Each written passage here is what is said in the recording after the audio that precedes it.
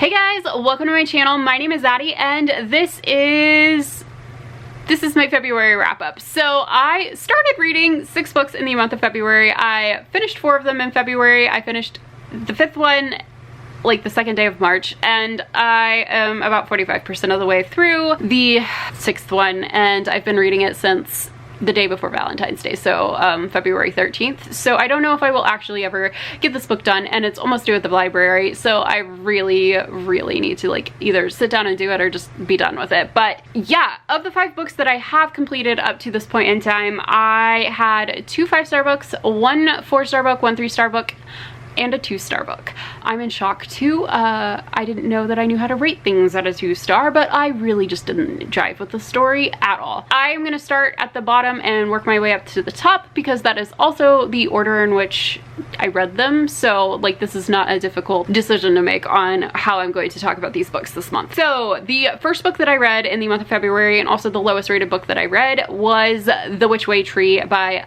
Elizabeth Crook. So this is a story about a brother and a sister in 1800s Texas, and there is this mythological panther that has attacked their family, and the sister at the time gets clawed and she's mauled and she like has scarring and stuff on her face from this panther. The mother also dies at that point in time, and so the dad also disappears at some point, and so it's just like the brother and the sister, and they're like trying to take care of each other and stuff, and the sister's like whole goal in life is to find this panther and kill it.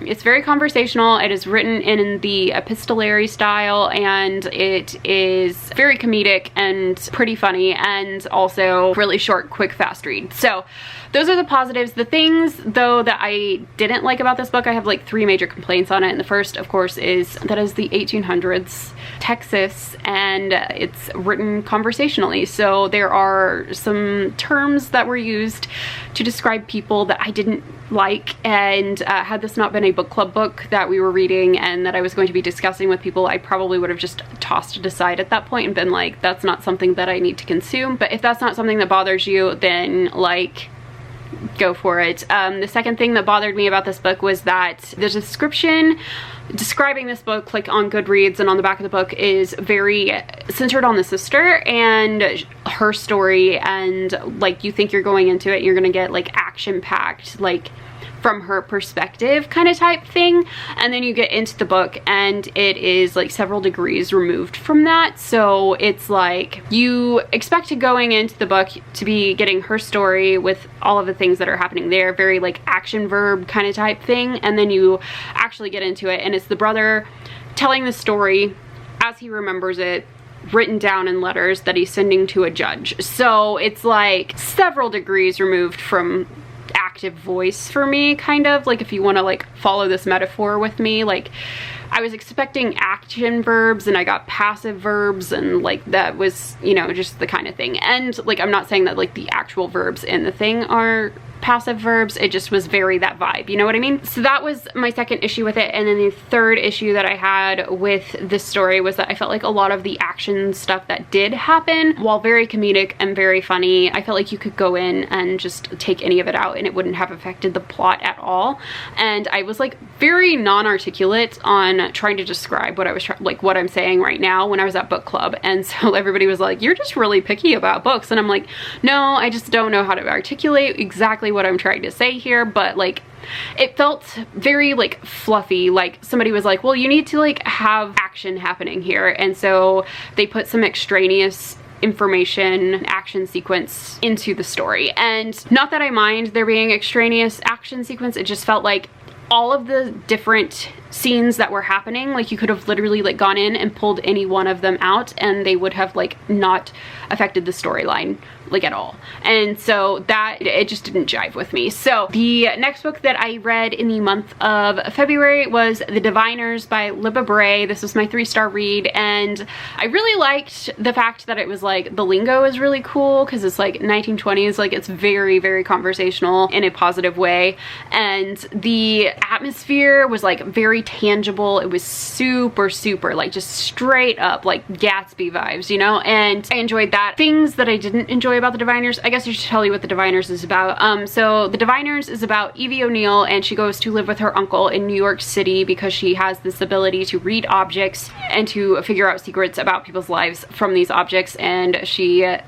pisses some people off in Ohio, and so she gets sent to live with her uncle. Her uncle is the curator of the Museum of Creepy Crawlies. It's like an occult museum, and he is helping the police to solve some murders that have happened in New York City, and Evie gets involved and she tries to help him out by reading some objects of some of the people that have been dying, their things, and in doing that she, you know, finds out that she's a diviner and that there's a bunch of them, and there's this thing coming around, and this guy is, you know, like trying to kill people. So it's a ghost story for sure. It's very paranormal. I think it's an excellent book. It didn't really do a lot for me though, because it was like very slow reading for me. Like it took me forever to finish the book, and I'm currently, the book that I started on the 13th that I haven't finished yet is Lair of Dreams, and honestly I like just don't know if I'm gonna get through it, just because I'm very, very frustrated with Lair of Dreams right now, because all of the characters, it seems like, have a piece of information that would very easily help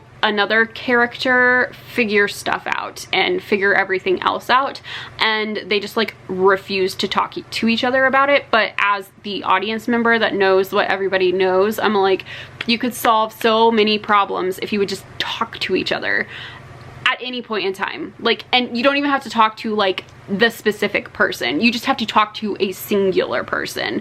And so it seems very obtuse and very like out of reach for me, so I'm not enjoying it a lot, to be honest. So I don't know, I'm gonna keep going though, because I think it's gonna get better. Like I really do enjoy the world, and I think that the paranormal aspect of it's very fun, so I am gonna keep going. Okay, so if the angle has changed or anything, I had to go change out some laundry, so I have left and come back, and that's what's going on there. I was at my 4-star book of the month, and that was Autobiography by Christina Lauren. This was a very cute LGBT plus romance, and it is set in Provo, Utah, which is the home of the Latter-day Saints church, and one of the main love interests is Mormon, and what has happened is he was taking this writing seminar and he becomes like a published author, and so he is coming back to help out his teacher with the next class, and the main character is basically dared to take this class by his best friend, and she convinces him to do it.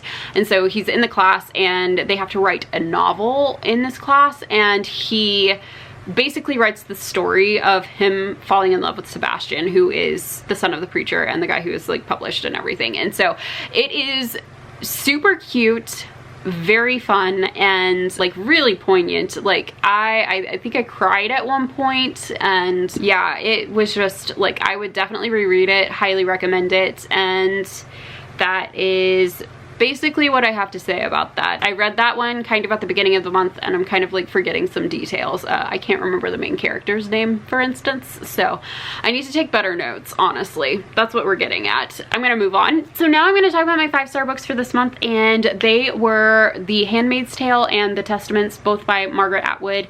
And what these books are kind of dealing with is a dystopian society that has stripped women of all of their independence and power and empowerment. So basically what has happened is, in The Handmaid's Tale, we are like not very far removed from this stripping of identity for women, and our main character is Fred, and she had a life before becoming a handmaid, but after having become a handmaid, this is kind of her account for like what was happening. And so basically in this society, what has happened is that a religious group has come up and they've taken control of the US government, and they overthrow it and create this new country called Gilead. And in Gilead, it is not okay for women to have like their skin showing. They cannot tempt men, and everything is done so that it protects women, and they can't show any skin. You have to wear skirts down to your shoes, and like they are not allowed to have property. They are not allowed to have money. They are not allowed to have any role in society except for the one that is designated to them, and of those roles that are designated to women, there are only 4. So your roles in society, you can either be a wife if you were lucky, you can be a Martha, which is like someone who cooks and cleans for a household. You could be an aunt, which is a teacher in basically like the authority kind of type peoples. And you could be, oh, they teach the handmaids. That's what I'm trying to get at. Or you could be a handmaid, which is a woman who is capable of getting pregnant in this like kind of post-apocalyptic society where like some nuclear stuff has happened. Women have trouble having babies. And so Fred in her previous life had a child, and so they know that she can have children, and so she has become a handmaid, and all of the aunts have trained her, and so now she's been sent out to live with this family where the wife has not been able to get pregnant. And so there's a story in the Bible of Rachel who is not able to have a baby with her husband, and says something to the effect of, if I cannot do it, then my handmaid shall do it, or something like that. And so handmaids are allowed in society. And so it's kind of Fred's story as she like deals with this change and deals with like all of the different things that come with her being with that family. And it was just like a cool thought experiment from the perspective of like, you shouldn't be able to picture this as clearly as you can, but Margaret Atwood has like drawn for this society, only drawn from things that have happened or are happening in real life and are policies that are held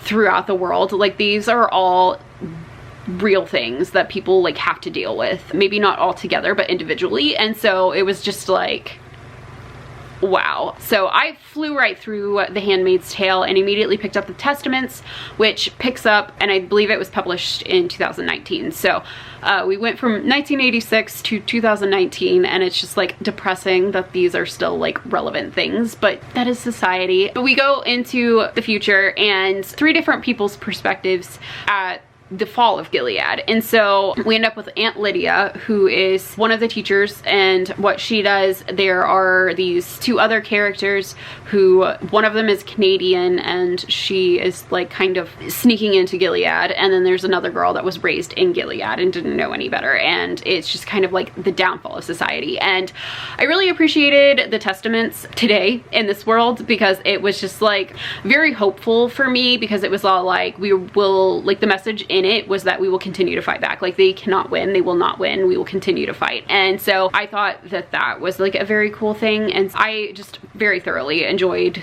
all of Gilead. I mean, it was terrible and it was awful, but I enjoyed the thought experiment that went along with it, and I'm really glad that Margaret Atwood introduced that to the world. So yeah, those are my 5 books that I ended up reading this month, and if you enjoyed this, please hit like. If you really enjoyed it, please hit subscribe. And also, I'm still collecting books for my March Madness bracket, so if you have any graphic novels, any adult novels, or any middle grade novels that you would like to recommend to me, I am definitely looking for those, and I will give you some updates on that here in a little bit. So thank you very much for watching. See you guys later. Bye.